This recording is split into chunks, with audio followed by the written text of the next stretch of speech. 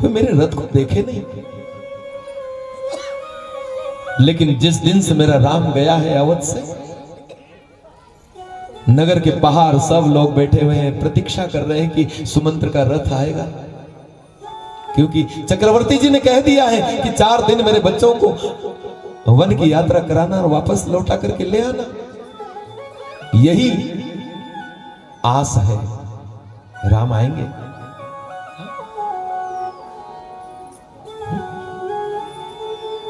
लेकिन राम आए नहीं।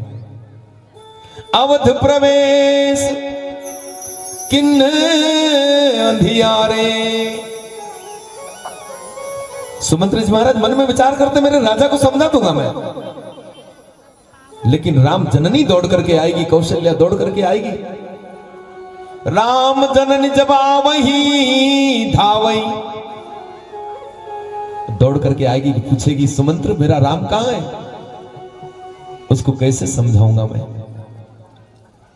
और यही विचार करते करते करते करते सांझ के समय में आज रथ को अवध में प्रवेश कराया है।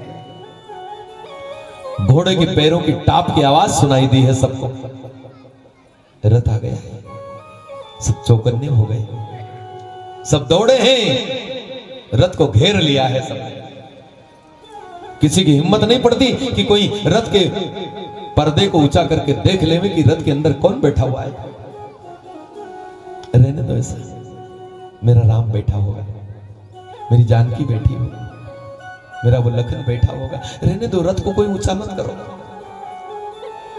सुमंत्र घोड़े छोड़े भागे हैं सीधे कौशल्या के भवन में। आज राजा दशरथ कैकेयी के भवन से मां कौशल्या के भवन में आ गए थे।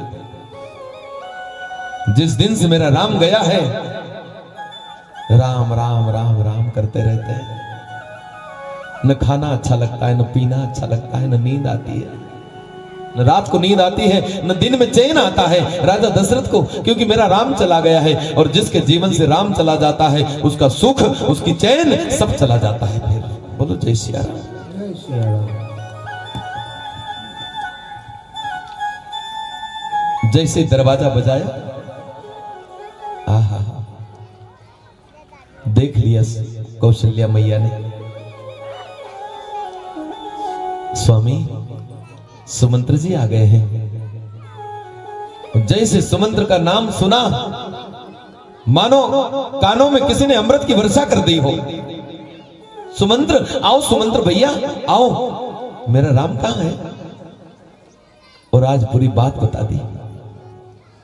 पहला निवास तमसा नदी के तीर पर हुआ था। रात में मुझे जगा दिया कि सुमंत्र तात रात में ले चलो रथ। रात में ले गया मैं। दूसरा निवास रंगवेरपुर में जाकर के निषाद राजगुह ने, राजन केवट ने इतनी सेवा की, आहा मेरा मन भर आया। इतनी सेवा की, चरणों को धो करके उसने चरणामृत लिया, सारे गांव को पिलाया उसने। मैं अभागा जो है पड़ा रहा, मुझे राम का चरणामृत भी नसीब नहीं हुआ। कितना अभागा हुआ। हाँ?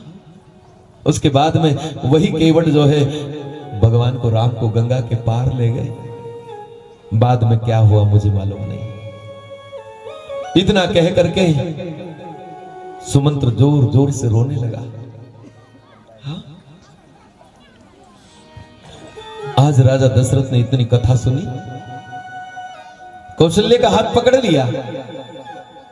कौशल्या, अब ये प्राण जाने वाले हैं। और जो सुना कौशल्या मैया ने कि प्राण जाने वाले हैं, कौशल्या दहाड़े मार मार करके रोने लगती कि नहीं स्वामी, राम जंगल में चले गए, भरत ननियाल में, आप कभी चले गए कभी, तो अवध विधवा हो जाएगी, अवध अनाथ हो जाएगी भगवान। नहीं स्वामी, राजा दशरथ का हाथ पकड़ लिया है कौशल्या ने। नहीं स्वामी, जाने नहीं दूंगी आपको मैं। लेकिन राजा दशरथ ने कहा कि विधि को कौन रोक सकता है, क्योंकि आज मेरे जीवन का अंत आने वाला है। क्यों? क्योंकि मेरे जीवन की एक घटना मुझे याद आ रही है, मेरी युवानी की। श्रवण नाम का एक ब्राह्मण बालक है, मेरी युवानी में मैंने उसको मार दिया था।